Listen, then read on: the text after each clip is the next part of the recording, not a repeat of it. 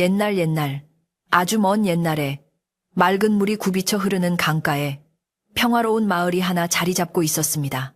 그 마을은 뒤로는 든든한 산이 병풍처럼 둘러싸고 있고 앞으로는 햇살을 받아 은빛 비늘처럼 반짝이는 넓은 강이 흘러 사계절 내내 풍요롭고 아름다운 풍경을 자랑하는 곳이었습니다. 봄이 오면 강둑을 따라 노란 개나리와 분홍 진달래가 흐드러지게 피어나 꽃 대궐을 이루었고 여름이면 시원한 강바람이 불어와 땀 흘려 일하는 마을 사람들의 이마를 식혀주곤 했습니다. 마을 사람들은 저마다 부지런히 농사를 짓거나 강에서 고기를 잡으며 욕심 없이 순박하게 살아가고 있었는데 해가 뉘엿뉘엿 질 때면 집집마다 저녁 짓는 연기가 모락모락 피어올라 세상 어디보다 따스하고 정겨운 기운이 감도는 그런 마을이었습니다. 이 평화로운 마을 한쪽 구석에는 비바람만 겨우 피할 정도로 낡고 허름한 초가집 한 채가 외롭게 서 있었습니다. 그 집의 주인은 젊은 선비 김진사였는데 그는 비록 집안이 몰락하여 가진 재산이라고는 낡은 책 몇 권과 붓 한 자루가 전부였지만 글을 읽는 소리만큼은 마을 전체를 울릴 정도로 낭낭하고 기계가 넘쳤습니다. 밤이 깊어 마을의 모든 불빛이 꺼지고 정막이 찾아와도 김진사의 방 창호지 문에는 언제나 희미한 등잔 불빛이 어른거렸고 그 불빛 아래서 책장을 넘기는 소리는 끊이지 않았습니다. 마을 어른들은 그 소리를 들으며 언젠가 저 젊은이가 큰 인물이 되어 우리 마을을 빛내줄 것이라 믿어 의심치 않았고 아이들도 그의 글 읽는 소리를 자장가 삼아 잠이 들곤 했습니다. 김진사는 가난 탓에 밤을 밝힐 기름조차 넉넉하지 않아 달이 밝은 밤이면 책을 들고 강가에 있는 정자로 나가 달빛에 의지해 글을 읽곤 했습니다. 강물 위에 비친 달은 그의 벗이 되어 주었고 풀벌레 소리는 그의 외로움을 달래주는 음악이 되었습니다. 그러던 어느 날 밤 여느 때처럼 정자 난간에 기대어 글을 읽고 있던 김진사의 귓가에 어디선가 애절하고도 아름다운 비파 소리가 들려왔습니다. 그 소리는 마치 강물 위를 걷는 듯 부드럽게 다가오다가도 밤하늘의 별을 딸듯 높게 솟구쳐 글 읽기에 열중하던 김진사의 마음을 단숨에 사로잡고 말았습니다. 소리가 나는 곳을 찾아보니 정자 아래쪽 강가에 메인 작은 나룻배 위에서 한 여인이 비파를 타고 있었습니다. 그 여인은 마을 어귀에 있는 기방에 머무는 기생연화였는데 그녀는 뛰어난 미모뿐만 아니라 시와 노래에도 능하여 인근 마을까지 명성이 자자한 사람이었습니다. 하지만 연화는 화려한 술자리보다는 홀로 조용히 강가에 나와 비파 타는 것을 더 좋아했고 겉으로 보이는 웃음 뒤에 남모를 쓸쓸함을 간직한 여인이었습니다. 연화는 가난하지만 밤마다 강가에 나와 학문에 정진하는 김진사의 모습을 멀리서 지켜보며 남몰래 연모의 정을 품고 있었습니다. 그녀는 자신의 비파 소리가 김진사의 고단한 학문길에 조금이나마 위로가 되기를 바라는 마음으로 밤마다 정자 아래로 배를 띄워 연주를 했던 것이었습니다. 김진사 역시 그녀의 비파 소리에 담긴 깊은 위로와 격려를 느낄 수 있었습니다. 어느덧 두 사람은 말하지 않아도 서로의 마음을 아는 사이가 되었고 연화는 김진사가 학업에만 전념할 수 있도록 정성을 다해 뒷바라지를 하기 시작했습니다.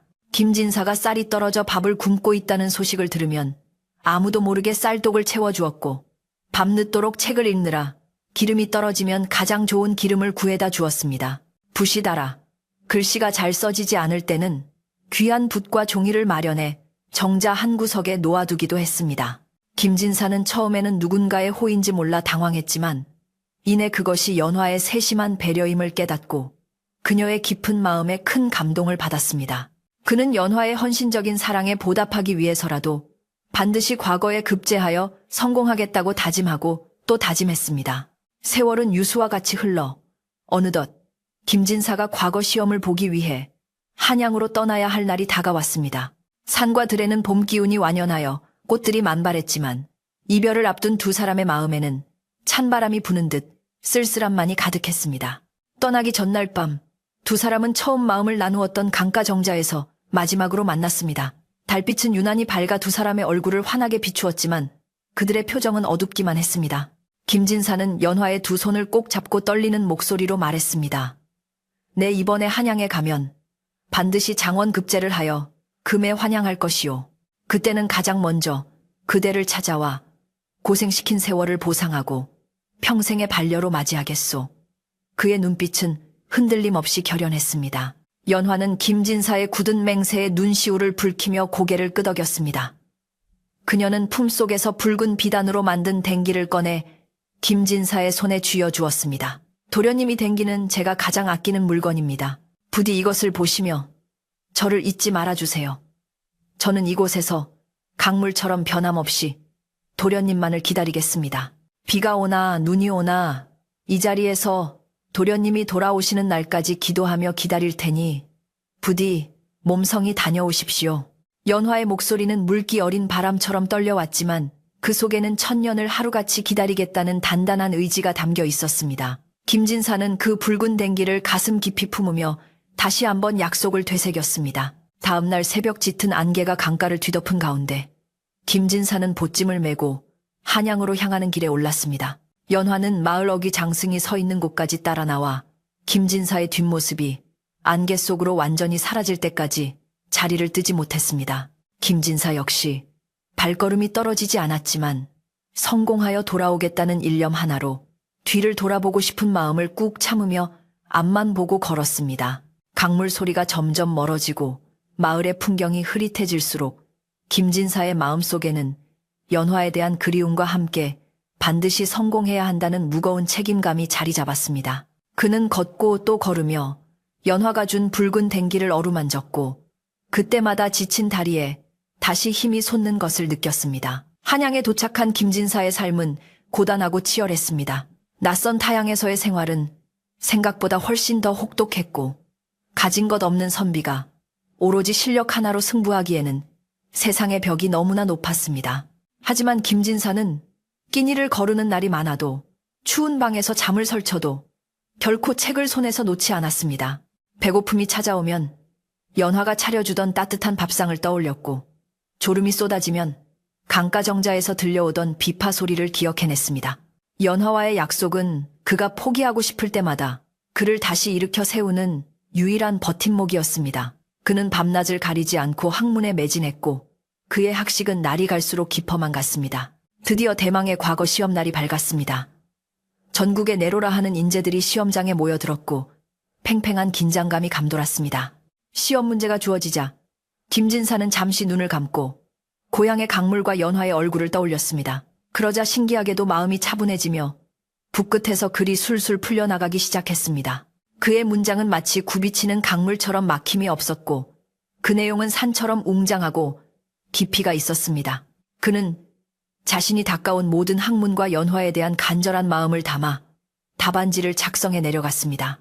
붓을 놓는 순간 그는 자신이 할 수 있는 모든 것을 쏟아부었음을 느꼈고 결과가 어떻든 후회는 없을 것이라 생각했습니다. 며칠 후 합격자를 발표하는 방이 붙었고 김진사의 이름은 당당히 가장 높은 곳에 적혀 있었습니다. 장원급제였습니다. 가난하고 힘없는 시골 선비가 수많은 경쟁자를 물리치고 수석을 차지했다는 소식은 순식간에 장안의 화제가 되었습니다. 임금님 앞에서도 김진사는 당당하고 조리 있게 자신의 뜻을 펼쳤고 임금님은 그의 재주와 기품을 높이 사며 큰 상을 내렸습니다. 머리에 어사화를 꽂고 비단 옷을 입은 김진사의 모습은 눈이 부실 정도로 빛났습니다. 그는 꿈에 그리던 성공을 거머쥐었지만 그 순간 가장 먼저 떠오른 것은 화려한 출세가 아니라 고향에서 자신을 기다리고 있을 연화의 얼굴이었습니다. 김진사의 장원급제 소식은 파발마를 타고 천리길을 달려 고향 마을에도 전해졌습니다. 조용하던 시골 마을은 순식간에 축제 분위기로 휩싸였습니다. 마을 사람들은 꽹과리를 치고 춤을 추며 마치 자신의 일인 양 기뻐했고 김진사의 낡은 초가집 앞에는 축하 인사를 하러 온 사람들로 문전성시를 이루었습니다. 연화 역시 그 소식을 듣고는 기쁨의 눈물을 흘렸습니다. 그녀는 매일 새벽 정화수를 떠놓고 빌었던 기도가 드디어 하늘에 닿았다고 생각했습니다. 이제 곧 그가 돌아올 것이라는 생각에 연화의 가슴은 벅차올랐고 그녀는 김진사를 맞이하기 위해 가장 고운 옷을 꺼내 손질하며 하루하루를 손꼽아 기다렸습니다. 한양에서는 김진사의 귀향 준비가 성대하게 이루어지고 있었습니다. 임금님은 그에게 고향에 가서 부모님을 뵙고 오라며 휴가를 주었고 화려한 가마와 많은 하인들을 딸려 보냈습니다. 금이 환영하는 김진사의 행렬은 그 길이가 심리에 달할 정도로 웅장했습니다. 앞에서는 풍악을 울리는 악대들이 흥겨운 음악을 연주하고 뒤에는 오색 깃발이 펄럭이며 위세를 떨쳤습니다. 김진사는 네 사람이 매는 화려한 가마 안에 앉아 밖을 내다보며 벅찬 감회에 젖었습니다. 지나가는 곳마다 사람들이 몰려나와 환호했고 그는 마치 개선 장군이 된 듯한 기분을 만끽했습니다. 하지만 화려한 가마 안에서 편안함을 누릴수록 김진사의 마음 한구석에서는 묘한 변화가 일어나고 있었습니다. 한양에서의 화려한 생활과 고위 관리들의 환대, 그리고 쏟아지는 찬사에 취해 고향에서의 가난했던 시절과 연화와의 약속이 조금씩 흐릿해지기 시작한 것입니다. 며칠 전 권세 있는 대감댁에서 들어온 혼담이 그의 머릿속을 맴돌았습니다. 대감의 딸과 혼이 나면 앞으로의 관직 생활이 탄탄대로일 것이라는 주위의 속삭임이 달콤하게 느껴지기도 했습니다.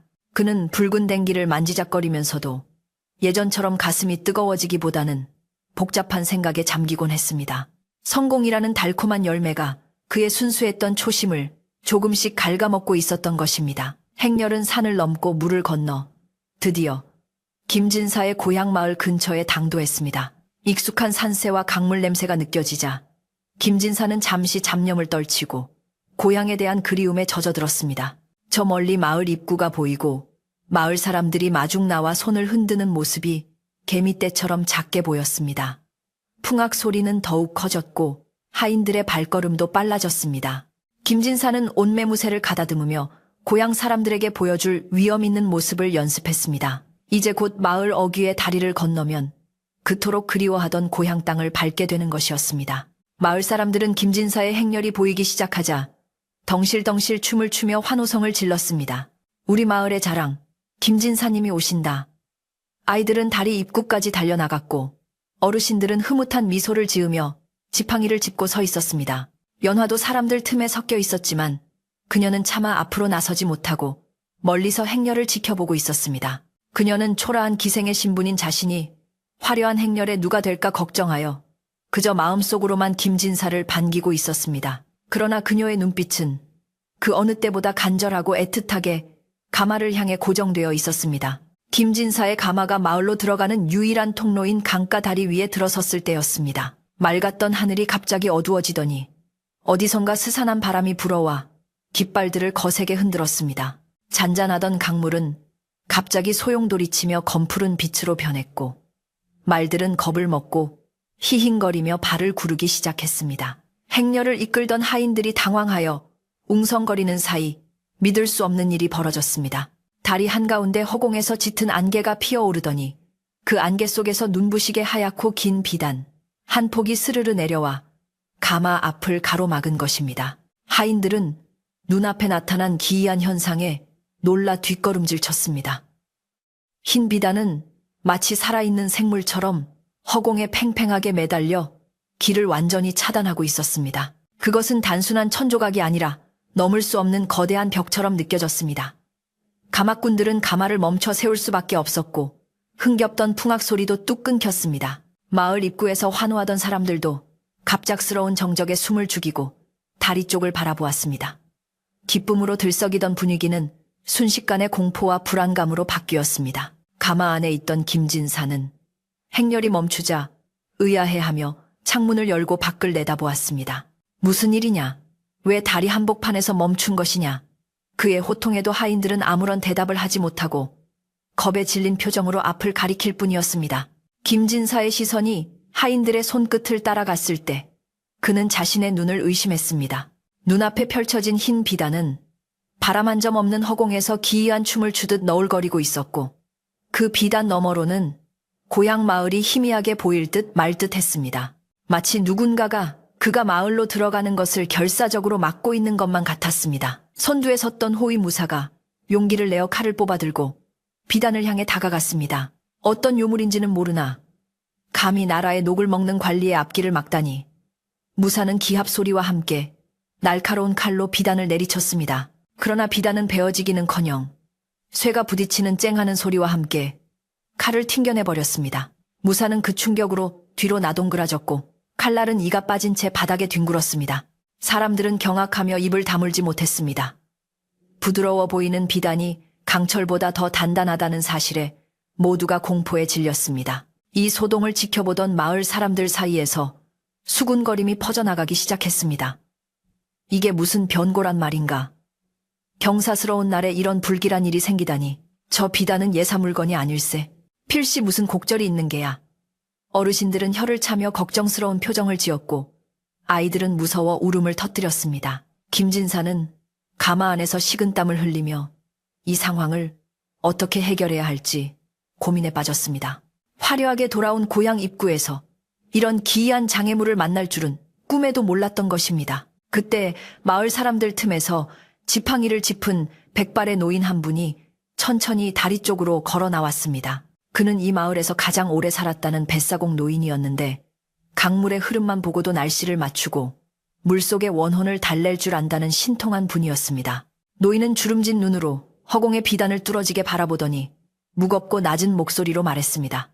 이것은 사람의 힘으로 끊을 수 있는 것이 아니다. 누군가의 깊은 원한과 맺힌 마음이 서린 매듭이니 칼로 배려하다가는 더 큰 화를 입을 것이다.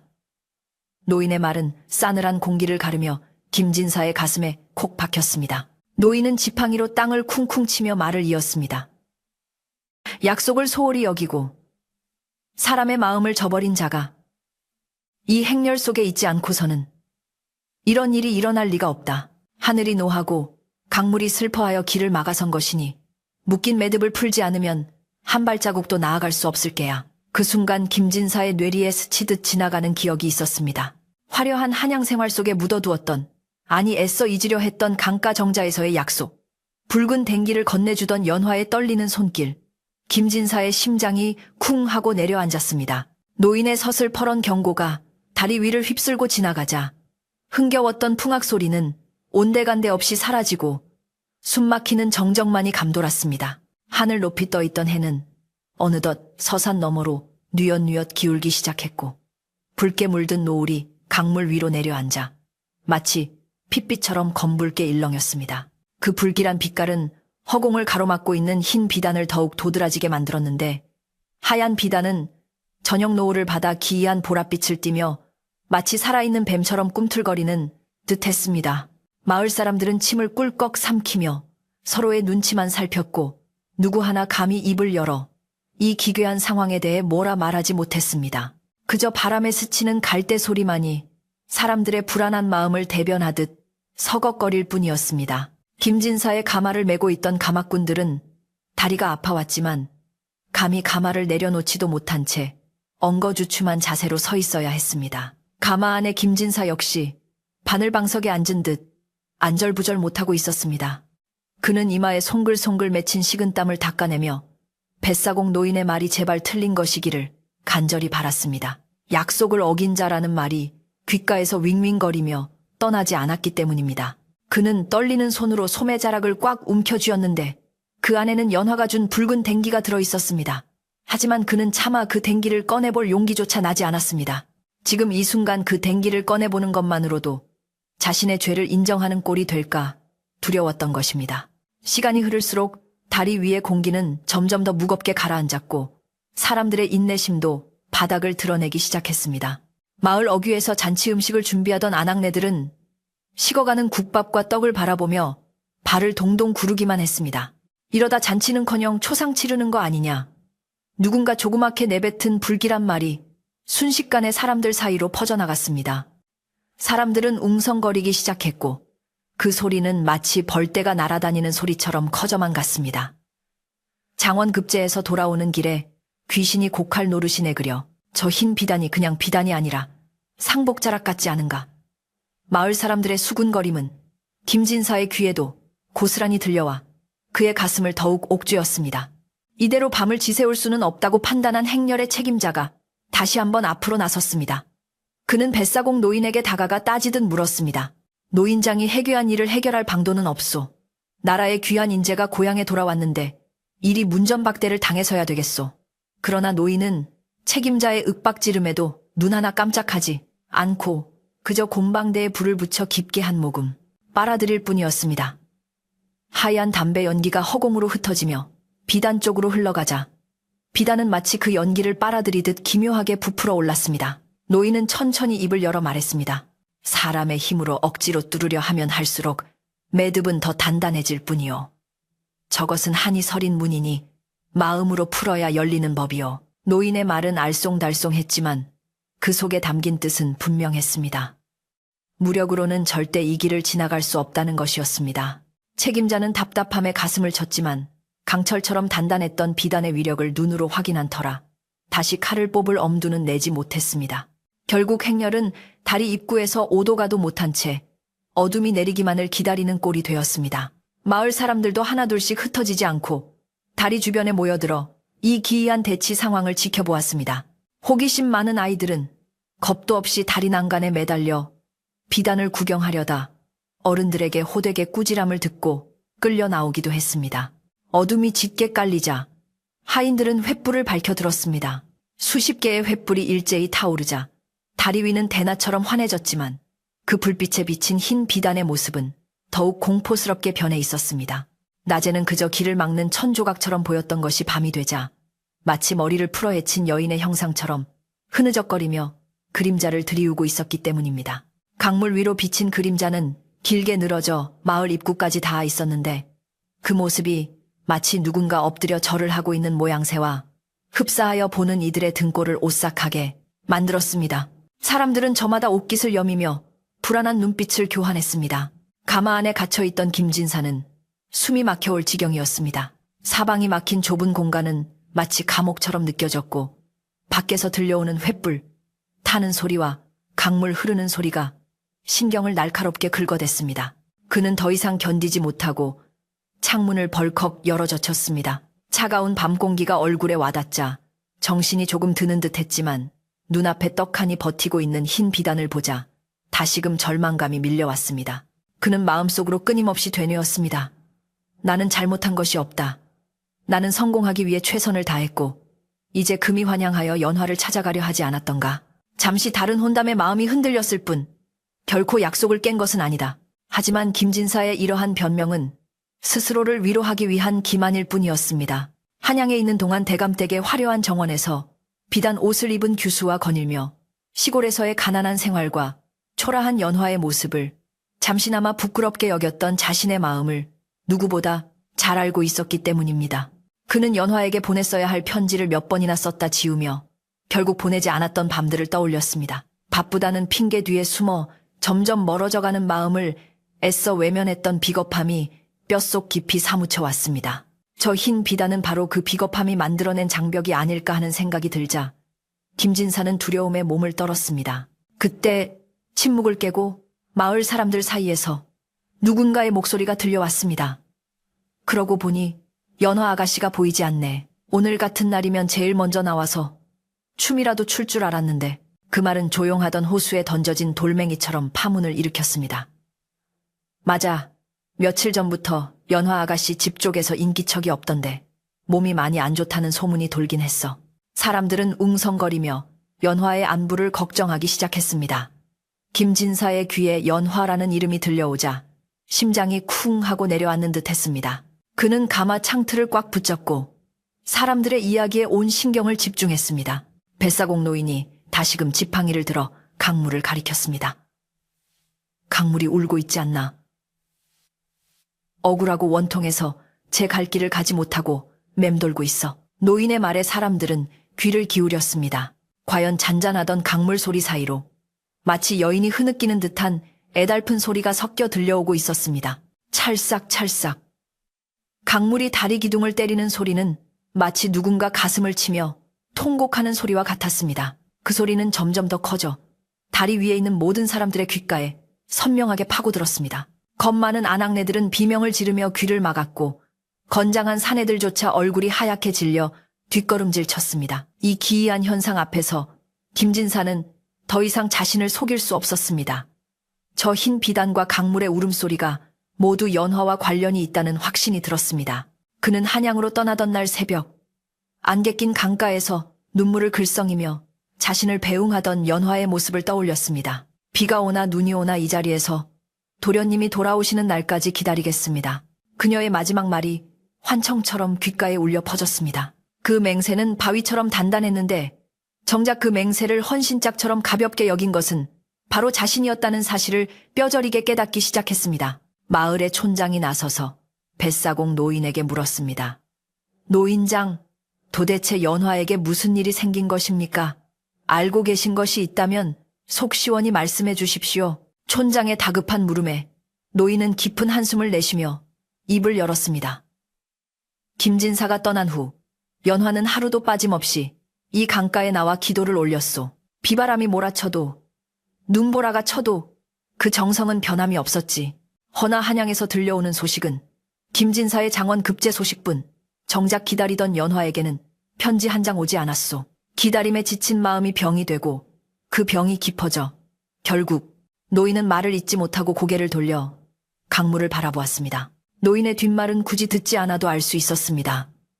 연화가 세상을 떠났다는 사실이 확인되자 마을 사람들은 충격에 빠졌습니다.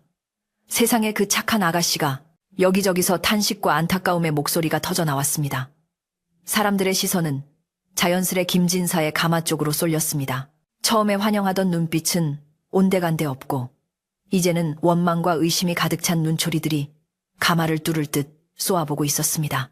출세에 눈이 멀어 조강지처나 다름없는 사람을 버렸구나. 그러니 하늘이 노해서 길을 막은 게지.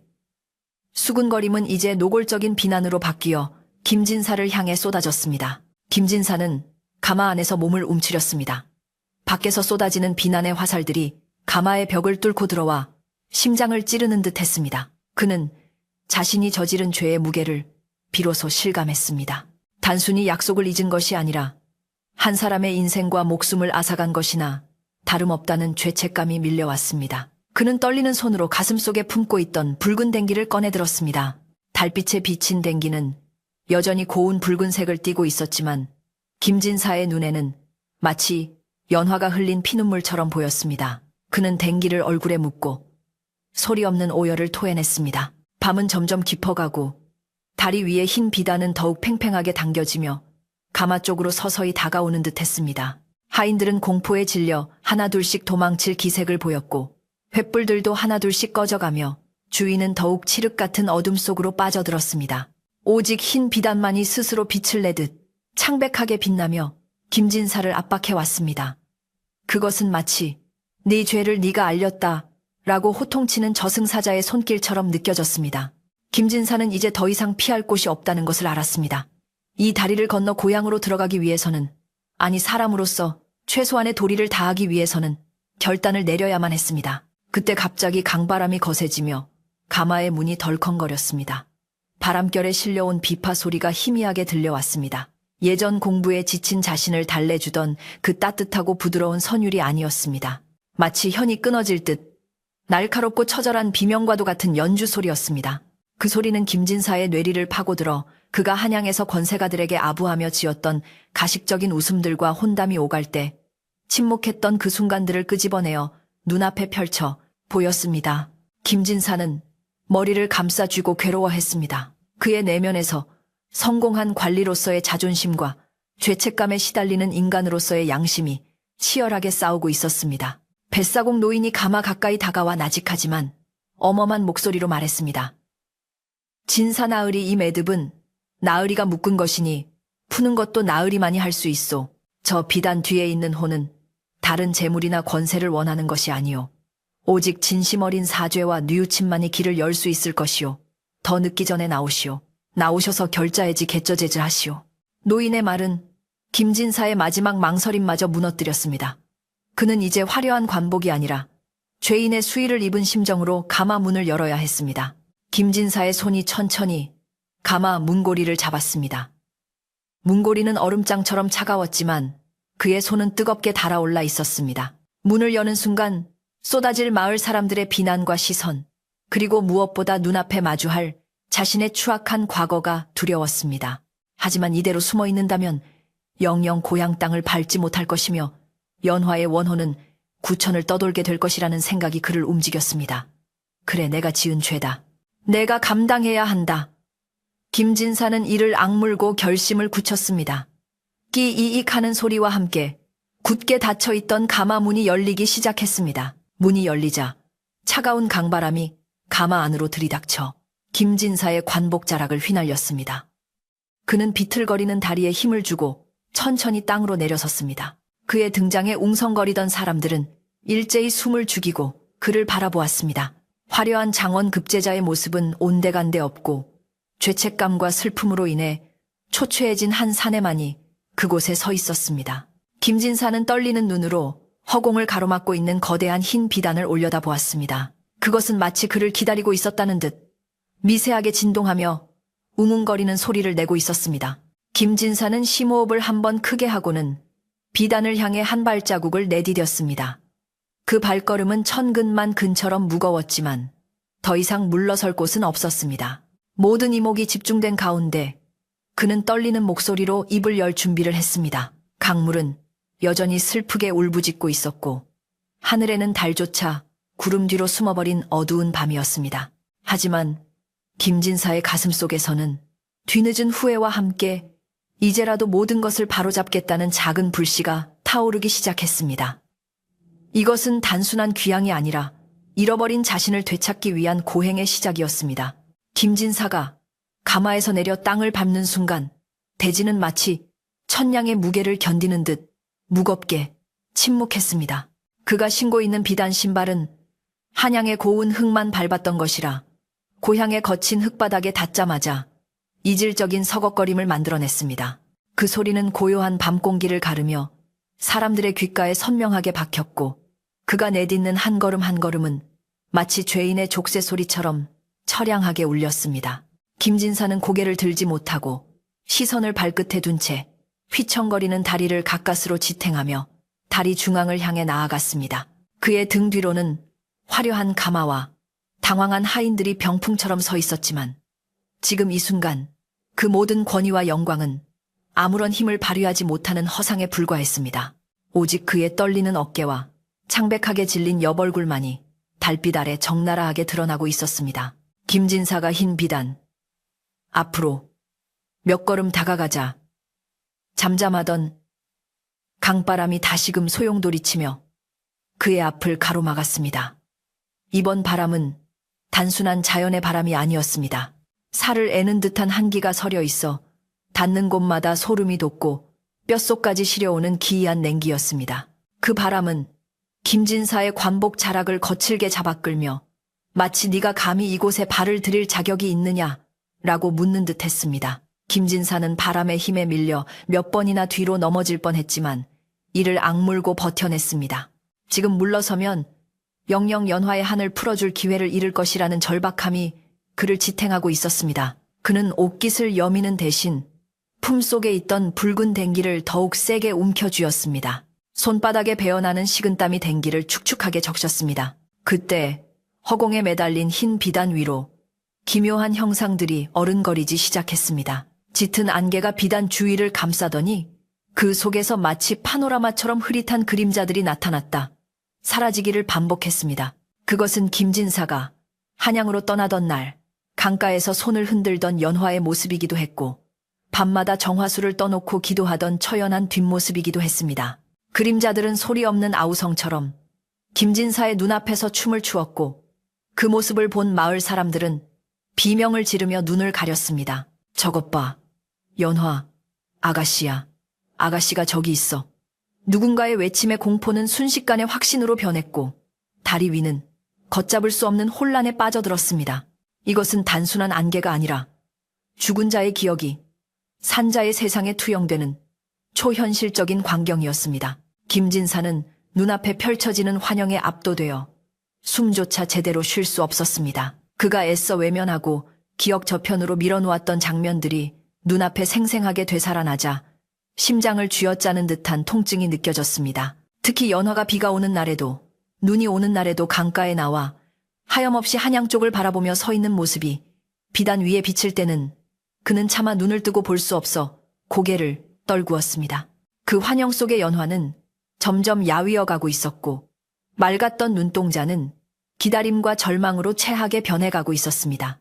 김진사는 그제야 자신이 보낸 침묵의 시간이 연화에게는 얼마나 잔인한 고문이었는지를 뼈저리게 실감했습니다. 그는 입술을 깨물며 신음 같은 탄식을 내뱉었습니다. 아, 내가 무슨 짓을 한 것인가. 그 순간 비단 너머에서 끊어질 듯 이어지는 비파 소리가 더욱 선명하게 들려왔습니다. 처음에는 바람 소리에 섞여 희미하게 들리던 것이 이제는 마치 바로 귓가에서 연주하는 것처럼 또렷해졌습니다. 하지만 그 선율은 예전의 감미롭고 부드러운 노래가 아니었습니다. 줄이 끊어질 듯 팽팽하게 당겨진 현에서 터져나오는 소리는 날카로운 비명 같았고 불협화음을 이루며 듣는 이의 마음을 갈기갈기 찢어 놓았습니다. 그 소리에는 서러움과 분노, 그리고 풀리지 못한 원망이 고스란히 담겨 있었습니다. 김진사는 두 손으로 귀를 막았지만 소리는 손바닥을 뚫고 들어와 그의 영혼을 뒤흔들었습니다. 그것은 귀로 듣는 소리가 아니라 죄책감에 반응하여 마음속에서 울려 퍼지는 심판의 나팔 소리였습니다. 뱃사공 노인이 다시금 지팡이로 바닥을 쿵 찍으며 호통을 쳤습니다. 귀를 막는다고 들리지 않겠는가? 마음의 귀를 열고 저 소리를 들어야 하네. 저것은 자네를 부르는 소리이자 자네가 외면했던 진실의 소리야. 노인의 일갈에 김진사는 천천히 손을 내렸습니다. 피할 수 없다면 마주해야 했습니다. 그는 떨리는 몸을 일으켜 세우고 젖먹던 힘까지 짜내어 비단 바로 앞까지 다가갔습니다. 이제 비단과 김진사 사이의 거리는 불과 몇 걸음. 손을 뻗으면 닿을 듯한 거리였지만 그 사이에는 생과 사, 배신과 후회라는 거대한 강이 흐르고 있었습니다. 김진사는 그 강을 건너기 위해 준비해온 마지막 용기를 끌어올렸습니다. 김진사가 비단 가까이 다가가자 비단은 마치 살아있는 뱀처럼 꿈틀거리며 김진사의 몸을 휘감으려 들었습니다.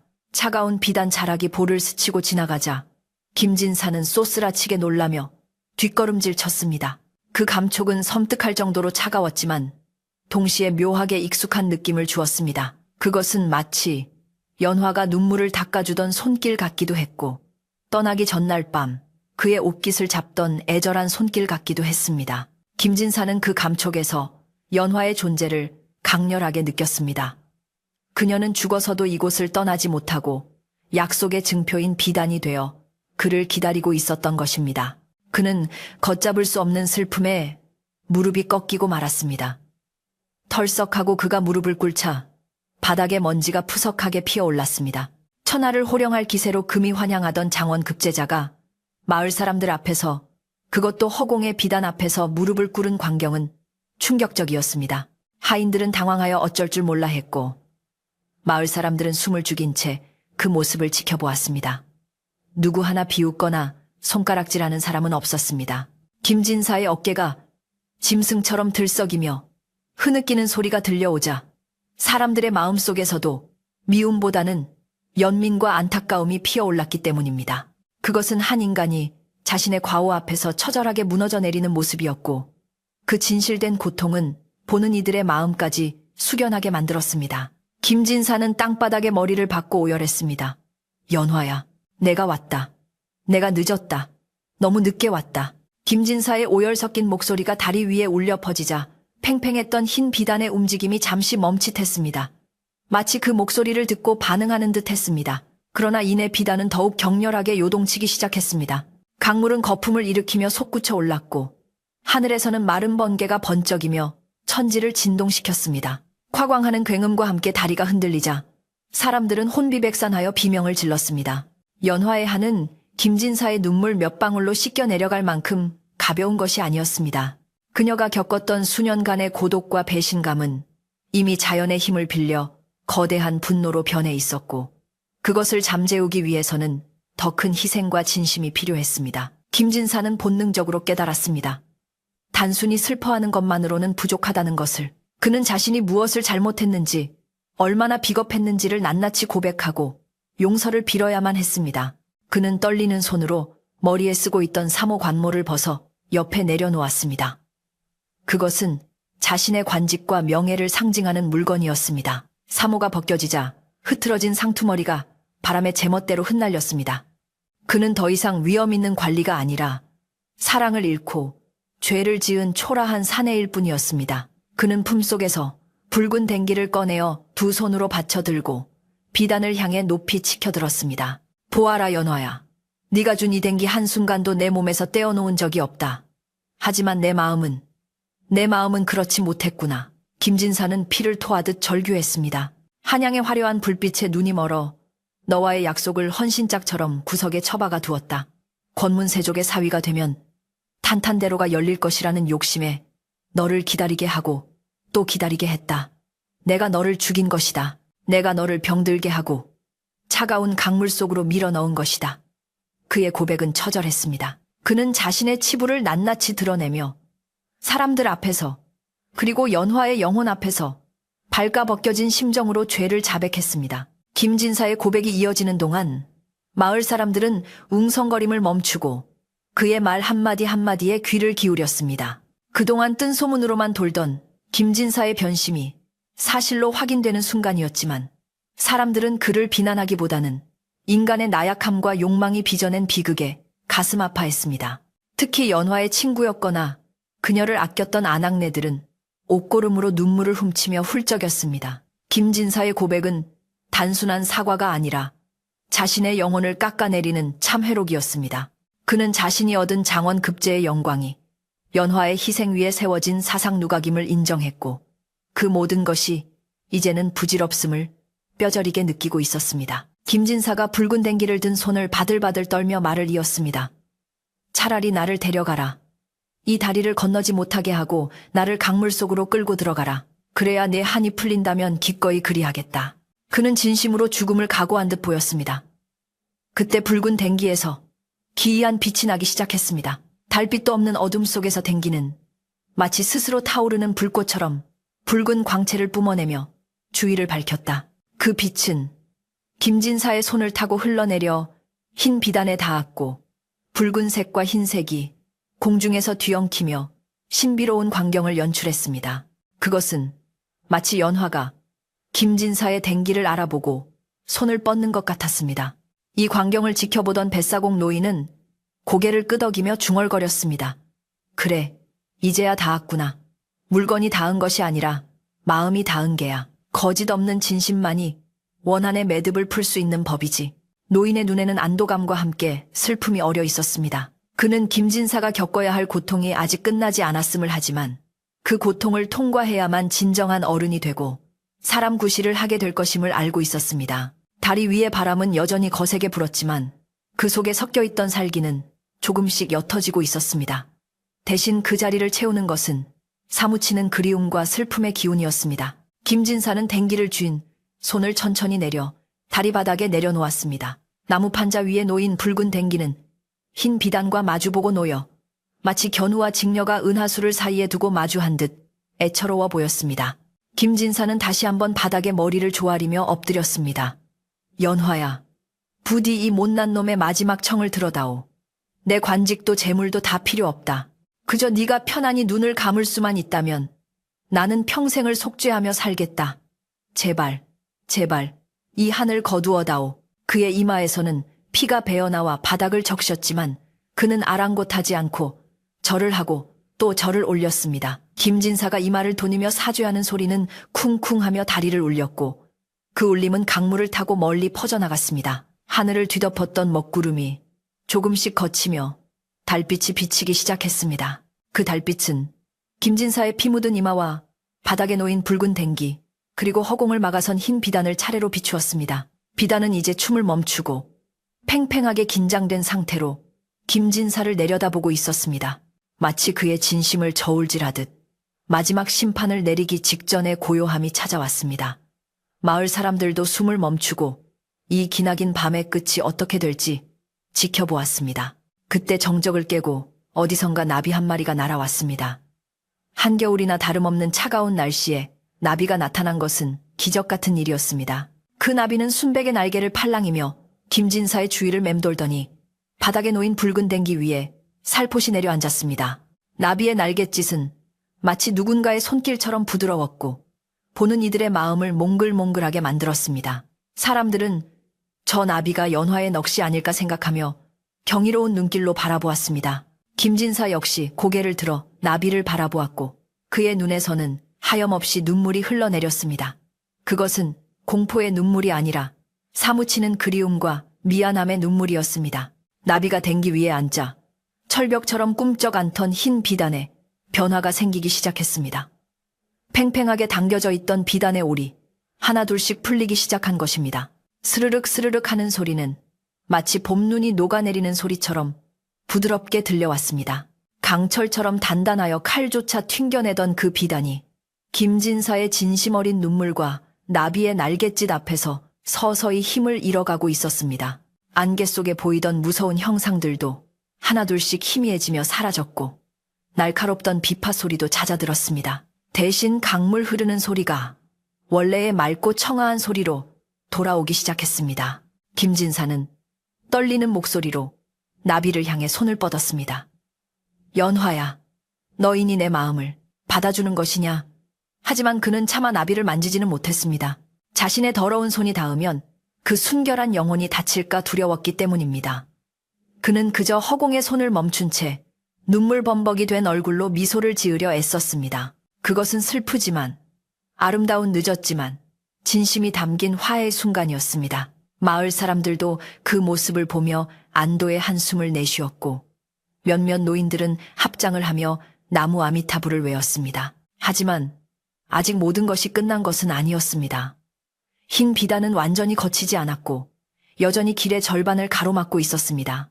연화의 한은 깊었고 그 매듭을 완전히 풀기 위해서는 김진사가 말뿐이 아닌 행동으로 보여주어야 할 것이 남아 있었습니다. 김진사는 자리에서 일어나 비틀거리는 걸음으로 비단 바로 앞까지 걸어갔습니다.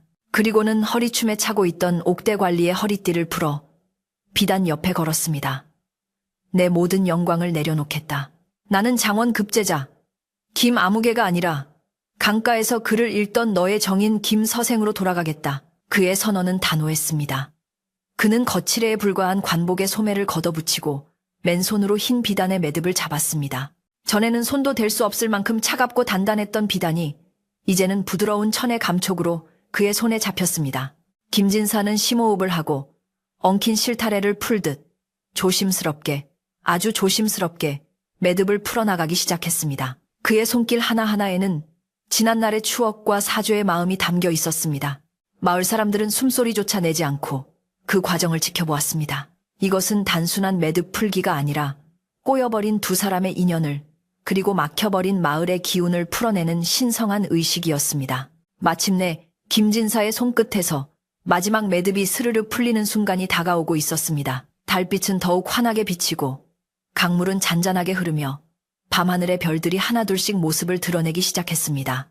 이제 곧 길고 긴 밤의 악몽이 끝나고 새로운 아침이 밝아올 조짐이 보이고 있었습니다. 김진사는 땀과 눈물로 범벅이 된 얼굴을 닦을 생각도 하지 못한 채 오직 손끝의 감각에만 집중하며 마지막 힘을 쏟아부었습니다. 김진사의 떨리는 손끝에서 마지막 매듭의 고리가 풀리자 팽팽하게 당겨져 있던 흰 비단이 스르르 힘을 잃고 바닥으로 늘어졌습니다. 그 순간 비단은 마치 아침 안개가 햇살에 녹아내리듯 형체를 잃기 시작하더니 수천 개의 작은 빛가루가 되어 밤하늘로 흩어졌습니다. 그것은 마치 억눌려 있던 한숨이 터져나오는 것 같기도 했고 오랫동안 갇혀있던 새들이 일제히 날아오르는 것 같기도 했습니다. 사람들은 눈앞에서 벌어지는 기이하고도 아름다운 광경에 입을 다물지 못했습니다. 공포스럽던 흰색 덩어리는 온데간데 없고 그 자리에는 은은한 달빛만이 강물 위를 비추고 있었습니다. 허공을 막고 있던 거대한 벽이 거짓말처럼 사라진 것입니다. 빛가루가 되어 사라진 비단의 자취를 따라 아까 나타났던 하얀 나비가 날갯짓을 하며 강물 쪽으로 천천히 날아갔습니다.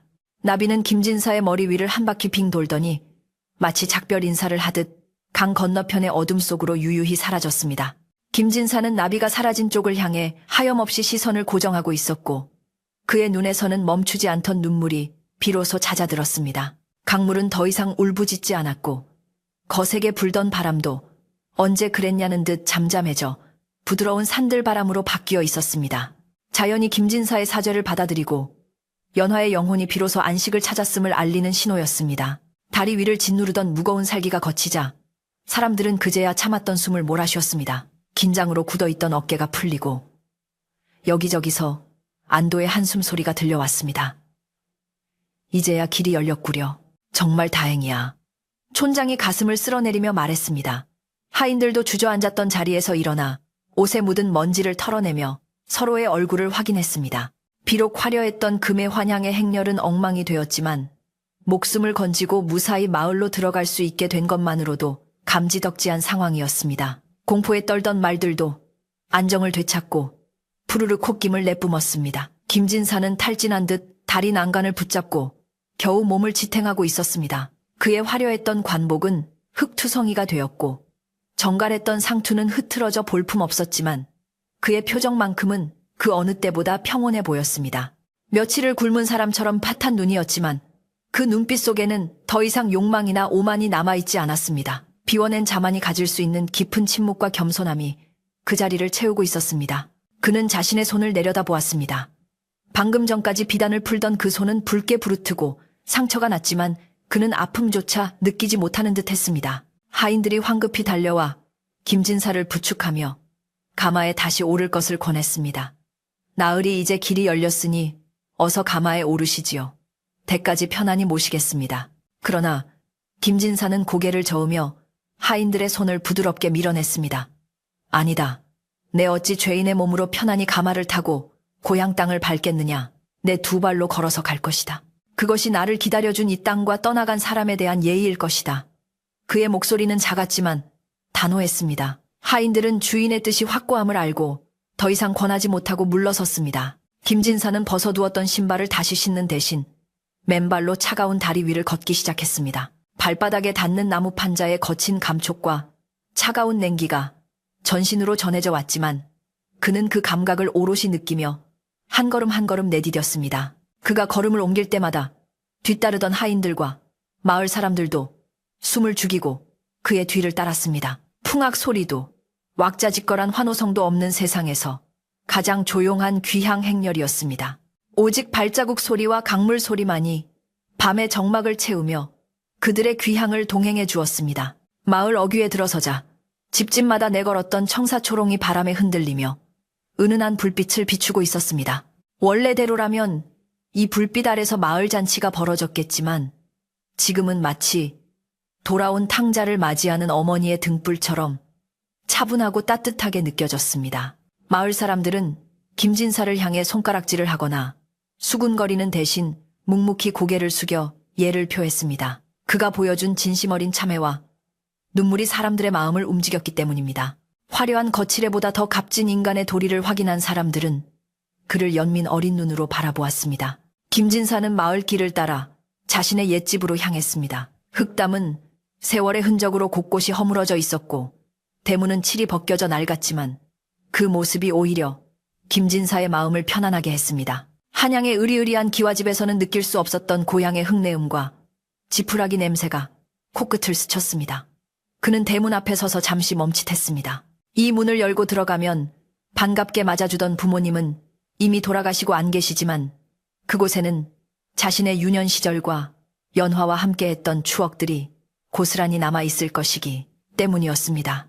삐그덕 소리를 내며 대문이 열리자 마당 한가운데 놓인 평상과 돛돌 그리고 부엌 아궁이가 눈에 들어왔습니다. 마을 사람들이 미리 와서 청소를 해두었는지 마당은 깨끗했지만 주인이 비운 집 특유의 서늘한 기운은 어쩔 수 없었습니다. 김진사는 마루에 걸터 앉아 깊은 한숨을 내쉬었습니다. 드디어 돌아왔구나. 그 한마디에 만감이 교차했습니다. 성공을 위해 떠났던 길이었지만 결국 가장 소중한 것을 잃고 빈 껍데기만 돌아온 것 같은 허무함이 밀려왔습니다. 하지만 동시에 이제라도 돌아와 매듭을 풀었다는 안도감이 그를 위로했습니다. 뱃사공 노인이 김진사의 집 마당으로 들어섰습니다. 그의 뒤로는 마을 아낙네들이 간단한 음식을 담은 소반을 들고 따라왔습니다. 노인은 김진사에게 다가와 말했습니다. 산 사람은 살아야 하지 않겠소. 먼 길 오느라 고생했고 마음 고생하느라 속이 타들어갔을 테니 우선 목이나 축이시오. 아낙네들이 내온 것은 화려한 잔치 음식이 아니라 따뜻한 숭늉, 한 그릇과 묽은 죽, 그리고 시원한 동치미 국물이었습니다. 놀란 가슴을 진정시키고 빈속을 달래기에 더없이 좋은 음식들이었습니다. 김진사는 숭늉 그릇을 받아들었지만 바로 입에 대지 못했습니다. 그는 마당 한 구석에 있는 장독대 쪽으로 걸어가 그릇을 장독 위에 올려놓았습니다. 그리고는 밤하늘을 향해 2번 절을 올렸습니다. 연화야, 네가 차려주던 밥상이라 생각하고 달게 먹겠다. 부디 그곳에서는 배고프지 말고 외롭지 말고 편안히 지내거라. 그가 올리는 숭늉은 연화에게 바치는 첫 제물이자 두 사람의 화해를 의미하는 마지막 식사였습니다. 마을 사람들은 그 모습을 보며 코끝이 찡해지는 것을 느꼈습니다. 김진사가 자리로 돌아와 죽을 한술 뜨자 그제야 마당에 모인 사람들도 긴장을 풀고 자리를 잡고 앉았습니다. 촌장이 막걸리 한 사발을 돌리며 분위기를 풀었습니다. 자, 오늘은 참으로 긴 하루였네. 귀한 분이 오시는데 액땜을 아주 호되게 치렀어. 이제 나쁜 기운은 다 물러갔으니 우리 마을에는 좋은 일만 있을 게야. 사람들은 촌장의 말에 동의하며 막걸리를 나누어 마셨습니다. 술기운이 돌자 얼어붙었던 분위기가 조금씩 녹아내렸고 두려움에 떨던 사람들의 얼굴에도 혈색이 돌아왔습니다. 아낙네들은 부엌에서 불을 지피고 국밥을 데우기 시작했습니다. 구수한 국밥 냄새가 마당 가득 퍼지자 집안은 비로소 사람 사는 온기로 채워졌습니다.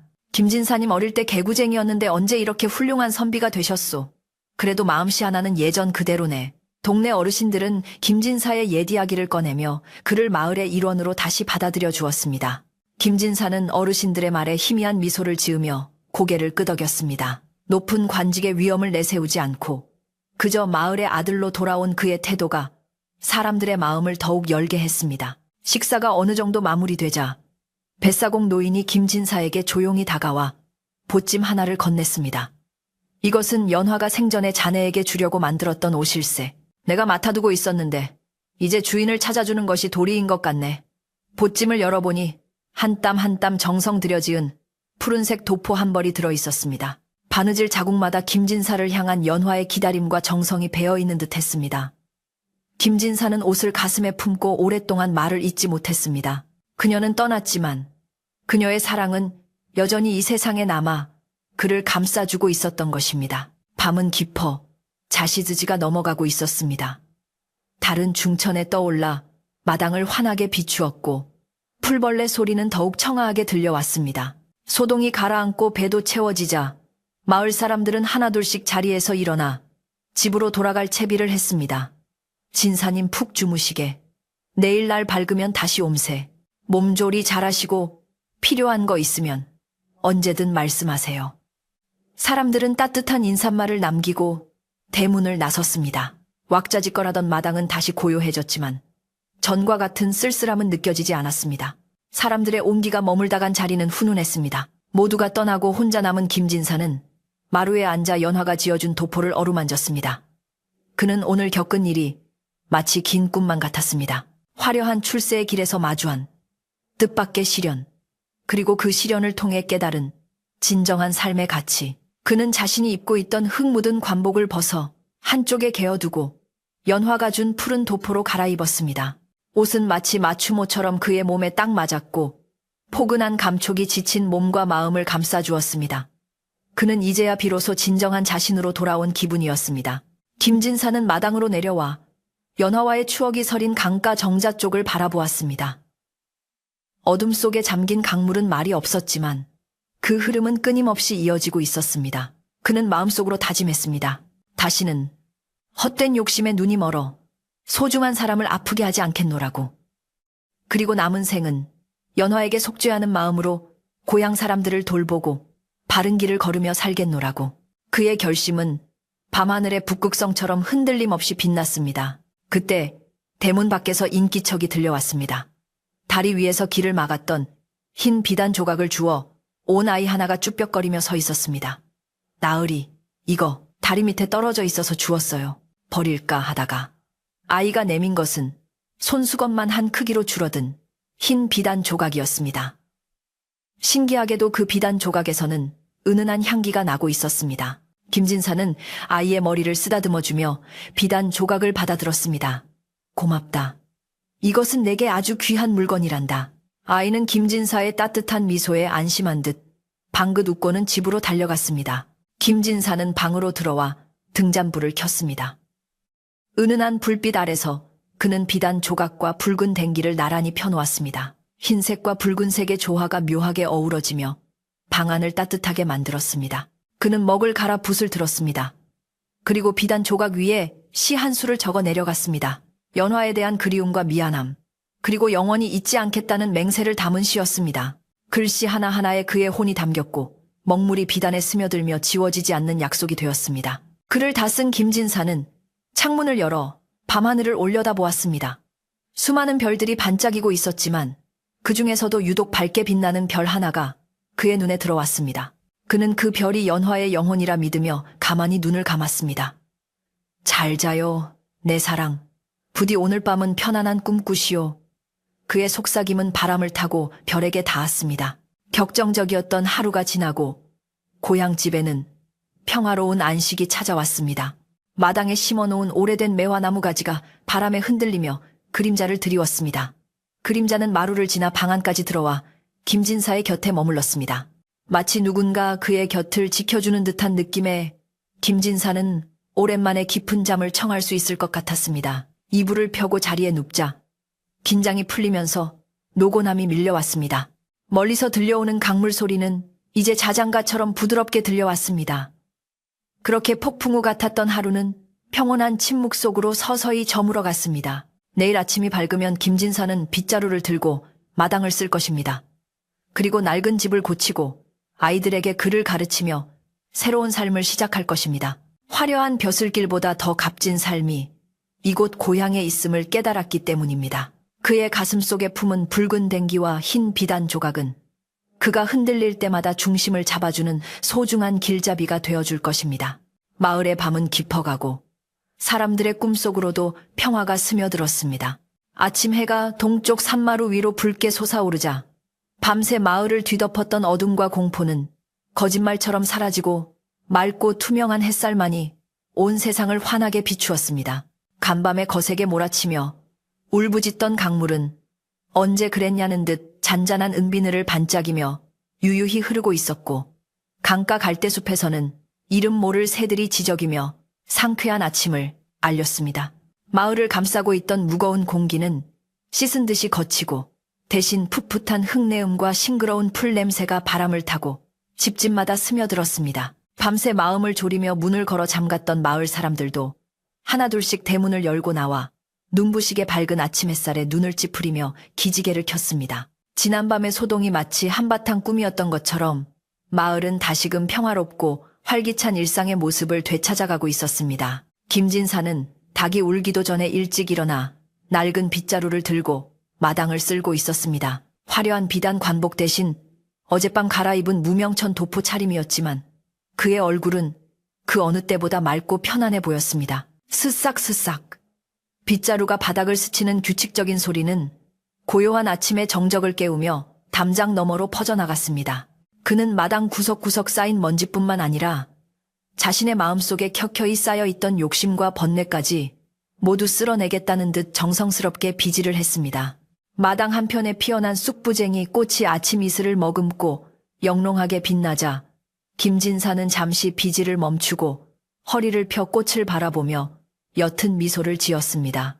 작은 꽃 한 송이에서도 생명의 경이로움과 소중함을 느낄 수 있는 여유가 비로소 그에게 찾아온 것입니다. 대문 앞을 지나던 마을 사람들이 김진사의 비질 소리를 듣고 슬금슬금 담장 너머를 기웃거렸습니다. 장원 급제까지 한 양반이 하인들을 시키지 않고 직접 마당을 쓰는 모습은 실로 낯설면서도 신선한 충격이었습니다. 진사 나으리, 어찌 직접 빗자루를 드십니까?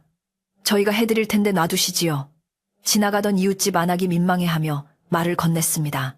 김진사는 빗자루를 멈추고 온화한 표정으로 대답했습니다. 아니네. 내 집 마당은 내 손으로 쓸어야 정이 드는 법이지. 그리고 땀을 흘리니 머리가 맑아져서 참으로 좋구만. 그의 목소리에는 권위적인 위엄 대신 이웃집 아저씨 같은 푸근함이 묻어났습니다. 사람들은 달라진 김진사의 모습에 안도하며 그가 진심으로 마을 사람으로 돌아왔음을 느꼈습니다.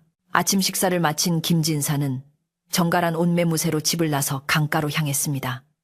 그의 손에는 하얀 국화꽃 한 다발과 맑은 청주 한 병이 들려 있었습니다. 그가 향한 곳은 연화와 함께 비파 소리를 들으며 사랑을 속삭였던 그 정자 아래 연화가 마지막 숨을 거두었다는 강가 언덕이었습니다. 강바람은 부드럽게 불어와 그의 옷자락을 흔들었고 강물은 찰랑거리며 그의 발걸음을 반기는 듯 했습니다.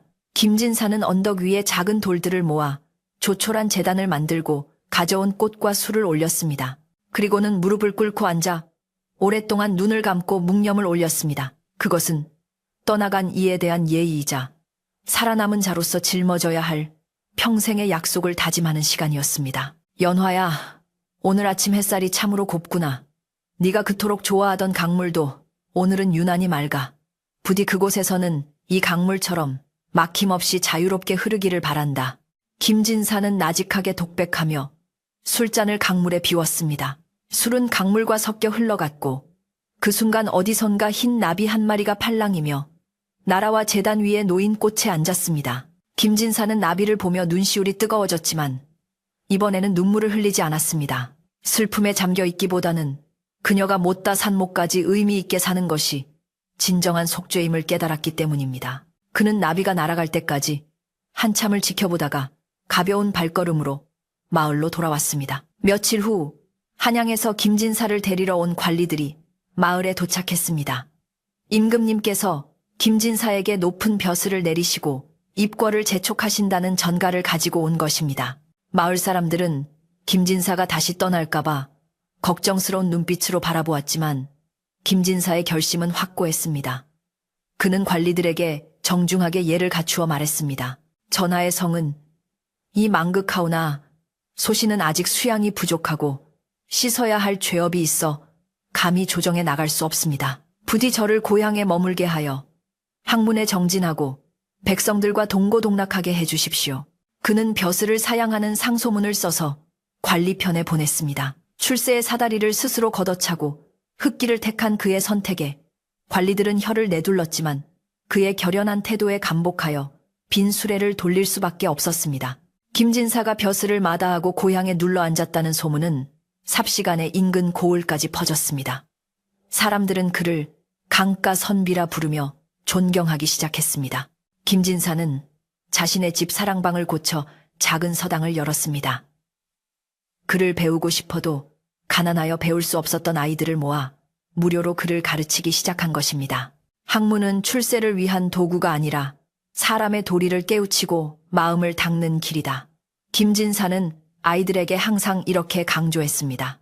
그의 서당에서는 낭낭한 글 읽는 소리가 끊이지 않았고 그 소리는 다시금 마을의 자랑거리가 되었습니다. 아이들의 맑은 눈망울을 보며 김진사는 잃어버렸던 순수함을 되찾았고 가르침의 기쁨 속에서 하루하루 보람을 느꼈습니다. 계절은 흘러 어느덧 들판이 황금빛으로 물드는 가을이 찾아왔습니다. 마을은 추수 준비로 분주해졌고 김진사도 낫을 들고 들판으로 나갔습니다. 그는 서투른 솜씨지만 마을 사람들과 어울려 벼를 베고 타작을 도왔습니다. 처음에는 낯질하다 손을 베기도 하고 허리가 아파 끙끙대기도 했지만 땀 흘려 일하는 노동의 신성함을 몸소 체험하며 농부들의 노고를 이해하게 되었습니다. 새참 시간이 되면 논두렁에 둘러앉아 막걸리 한 사발을 들이키며 웃음꽃을 피웠습니다. 진사님, 이제 농사꾼 다 되셨구만요. 촌장의 농담에 김진사는 허허 웃으며 땀을 닦았습니다. 비단 옷을 입고 거드름을 피우던 과거의 모습은 온데간데 없고 흙 묻은 옷이 더 잘 어울리는 소탈한 이웃이 되어 있었습니다. 추수가 끝난 후 마을에서는 풍년을 감사하고 마을의 안녕을 비는 대동제가 열렸습니다. 마을 공터에는 커다란 멍석이 깔리고 집집마다 가져온 음식들로 풍성한 잔치상이 차려졌습니다. 캡살로 빚은 송편 노릇하게 구운 생선, 달콤한 감과 밤이 상다리가 휘어질 정도로 가득했습니다. 김진사는 마을의 어른으로서 제일 상석에 앉았지만 권위를 내세우지 않고 아이들에게 맛있는 반찬을 집어주며 잔치를 즐겼습니다. 풍악 소리가 울려 퍼지고 사람들이 덩실덩실 춤을 추자 김진사도 흥에 겨워 어깨춤을 추었습니다. 그날 밤 마을 사람들 모두가 하나가 되어 웃고 즐기는 모습은 마치 무릉도원이 있다면 바로 여기가 아닐까 싶을 정도로 평화롭고 아름다웠습니다. 잔치가 무르익을 무렵 뱃사공 노인이 김진사 곁으로 다가와 술 한 잔을 권했습니다. 자네 덕분에 우리 마을 인심이 더 좋아졌어. 예전에는 서로 제 밥그릇 챙기느라 바빴는데 자네가 욕심을 버리고 나누는 모습을 보니 다들 마음이 변한 게지. 노인의 칭찬에 김진사는 고개를 숙이며 부끄러워했습니다. 아닙니다. 제가 오히려 마을 분들에게 배우는 것이 더 많습니다.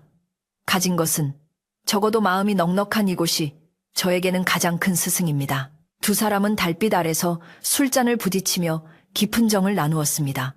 강물은 그들의 대화를 엿듣기라도 하듯 찰랑거리며 잔잔한 추임새를 넣었습니다. 어느덧 세월은 유수와 같이 흘러 김진사의 머리에도 하얀 서리가 내렸습니다. 그는 이제 마을에서 가장 존경받는 큰 어른이 되어 있었습니다. 그가 가르친 제자들 중에는 과거에 급제하여 훌륭한 관리가 된 이도 있었고 마을에 남아 훌륭한 농군이 된 이도 있었습니다. 하지만 그들 모두 김진사의 가르침을 잊지 않고 어디에 있든 약속을 중히 여기고 사람을 귀하게 대하는 삶을 살았습니다. 김진사가 사는 마을은 약속의 마을이라 불리며 신의를 지키는 사람들이 사는 곳으로 널리 알려지게 되었습니다.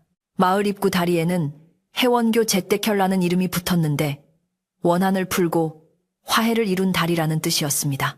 사람들은 그 다리를 건널 때마다 김진사와 연화의 이야기를 떠올리며 마음을 바르게 다잡곤 했습니다. 김진사는 나이가 들어 거동이 불편해진 뒤에도 매일 아침 저녁으로 강가정자에 나가는 것을 거르지 않았습니다. 그는 정자 난간에 기대어 흐르는 강물을 바라보며 비파 소리를 환청처럼 듣곤 했습니다. 이제 그 소리는 슬프거나 원망 섞인 소리가 아니라 그를 위로하고 평안을 주는 자장가처럼 들렸습니다. 그는 품속에서 낡아서 색이 바랜 붉은 댕기를 꺼내어 어루만지며 혼잣말을 하곤 했습니다. 연화야, 이제 나도 갈 때가 머지않은 모양이다. 그곳에서 다시 만나면 내 비파 소리에 맞춰 시 한 수 읊어주마. 그의 얼굴에는 죽음에 대한 두려움보다는 그리운 이를 만날 수 있다는 설렘과 평온함이 감돌았습니다. 어느 눈 내리는 겨울밤이었습니다. 온 세상이 하얗게 덮여 고요한 정막 속에 잠겨 있을 때 김진사는 자신의 방에서 조용히 눈을 감았습니다. 그의 곁에는 제자들이 지키고 있었고 방 안에는 은은한 난초 향기가 감돌았습니다.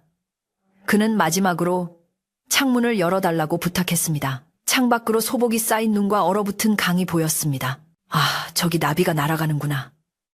김진사는 희미한 미소를 지으며 마지막 숨을 내쉬었습니다. 한겨울의 나비라니 제자들은 의아해하며 밖을 내다보았지만 달빛에 반짝이는 눈송이들만이 춤을 추듯 날리고 있을 뿐이었습니다.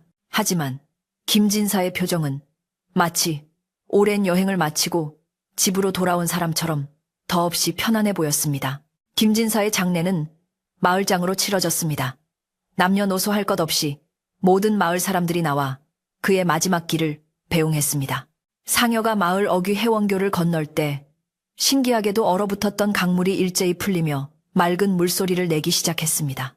사람들은 연화가 마중을 나온 것이라 믿으며 눈물을 흘렸습니다.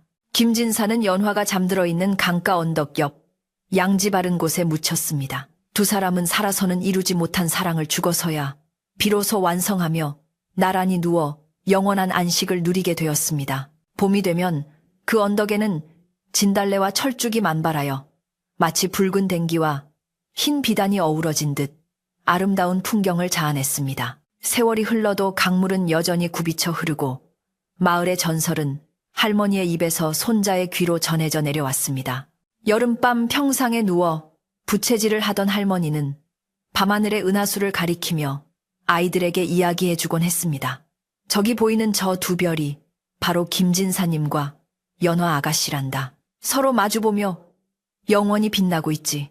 아이들은 그 이야기를 들으며 약속의 소중함을 마음에 새기고 밤하늘의 별을 친구 삼아 스르르 잠이 들었습니다. 강가 정자에는 지금도 바람이 불면 은은한 비파 소리가 들린다고 하는데 그 소리를 들으면 마음이 편안해지고 근심 걱정이 사라진다고 하여 많은 사람들이 찾아와 위로를 얻고 갔습니다.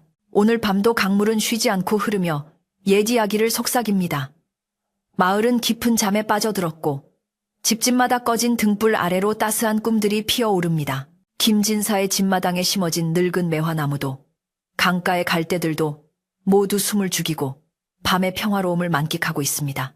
바람은 창호지 문을 살며시 두드리고 지나가고 불벌레들은 자장가를 부르며 세상의 모든 고단한 영혼들을 토닥여줍니다. 걱정하지 마세요. 모든 매듭은 풀렸고 모든 아픔은 치유되었습니다. 그저 흐르는 강물처럼 마음을 놓고 편안히 흘러가면 됩니다. 달빛이 강물 위에 긴 꼬리를 들이우고 세상은 포근한 이불을 덮은 듯 고요하기만 합니다. 이제 당신도 무거운 짐을 내려놓고 김진사가 찾았던 그 평온한 안식처로 들어갈 시간입니다. 옛 이야기는 강물을 따라 흘러 아주 먼 바다로 나아가고 우리는 꿈결 같은 평화 속에서 깊은 잠을 청합니다.